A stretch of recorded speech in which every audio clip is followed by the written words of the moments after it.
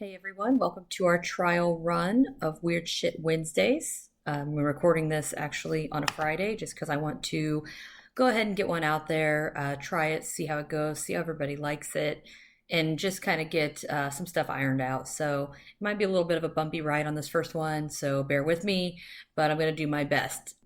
I'm actually flying solo on these, but the goal is to get something out there just midway through the week, give you guys something to listen to. It's going to be short. It's just going to be basically just weird shit, fun facts, things that I find interesting, whether it be news headlines or just topics in general that I wanted to look at that are not quite long enough for a regular episode, but that are still fun to know and kind of gives you just something to keep you occupied and get more content out there. So, let's go ahead and start this out and we'll see how it goes. We're gonna cover a couple little fellas here today. Well, one's a little fella, one's a big old fella. Our first one's gonna be the red-lipped batfish.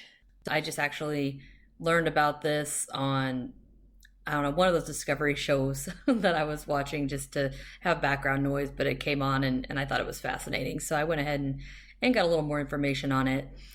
And he lives, obviously, at the bottom of the ocean. And he slowly moves along the seafloor with a mean muggin' pouty face. And I mean, this face is absolutely hilarious to me. I mean, it's like duck face meets pouty teenager kind of thing. And it's just cute as crap, but he just looks like he's just ready to whoop everyone's ass. And he's not very big, so it just makes it funny. Not only does he have these, big pouting lips, but they are like scarlet red, and that is, how he got his name. So no one's really sure why he sports a constant bright red duck face. It could be for like a species identification, or maybe to get the attention of potential mates. Nobody really knows, so my guess is as good as yours and as good as everybody else's.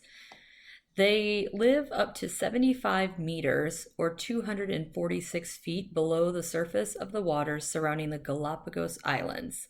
And ironically, he's not the best swimmer. This poor guy looks a mess. I mean, he's at the bottom of the ocean, just scooting around in the sand.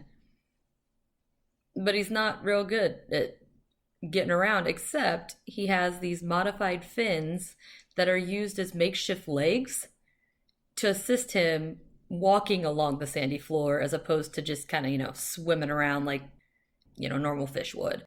I'm actually going to try to find a video of it here in a little bit just because I want to know how exactly a fish could use these weird fins to walk. I don't know if maybe does he do like the weird sideways crab scoot, or does he go forward and backwards? Like I'm curious as to see how exactly he maneuvers his way around down there.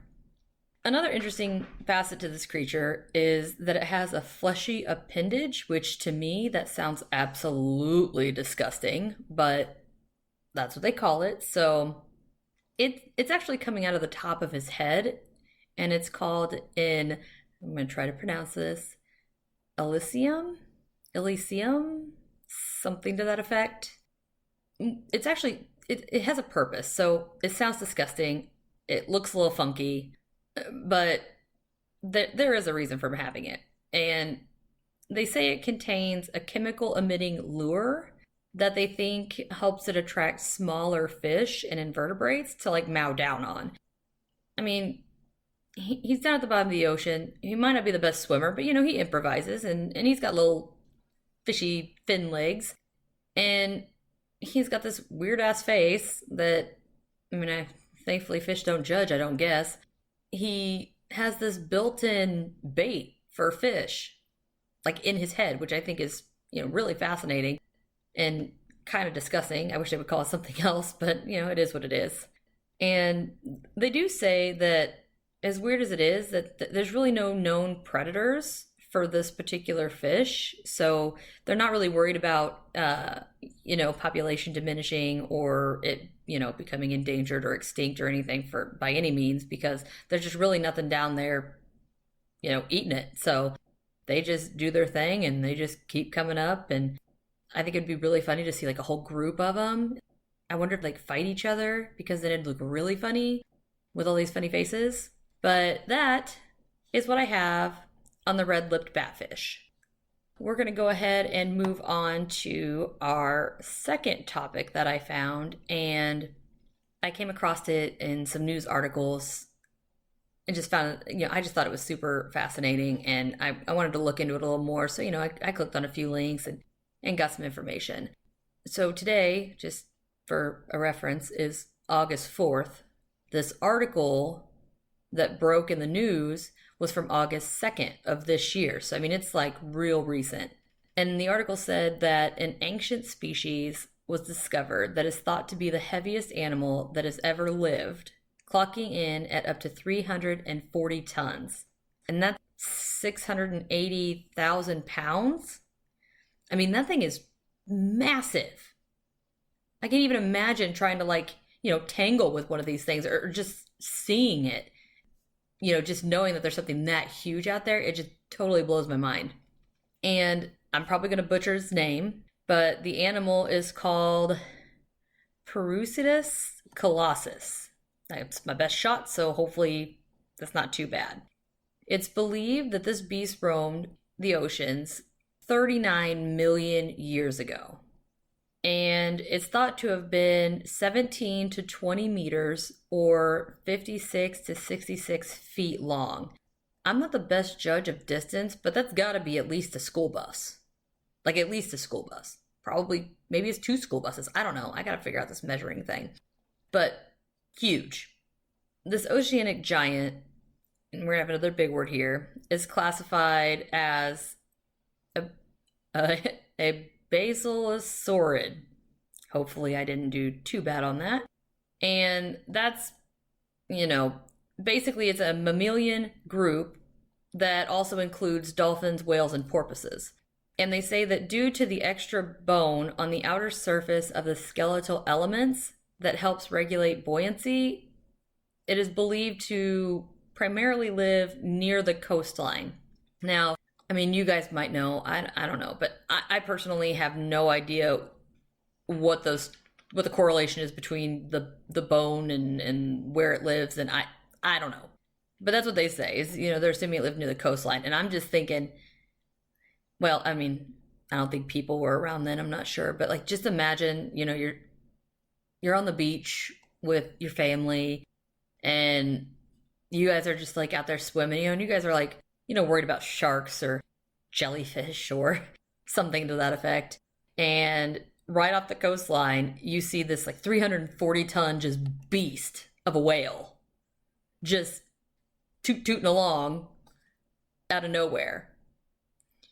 That, to me, that would be so scary. If you don't know, because obviously back then, nobody really knew a whole lot about a lot of the stuff in the ocean because we didn't go in there. So, if you're thinking either everything's good in the ocean, or you might have the idea that, there's a bunch of danger in the ocean.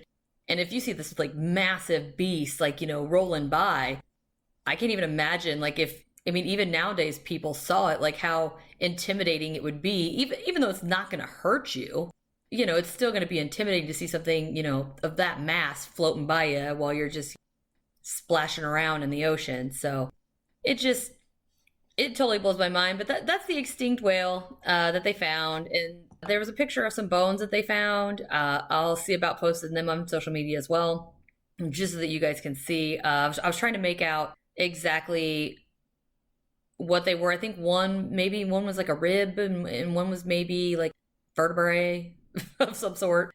I'll post it out there, and just so you guys can look at it and have an idea.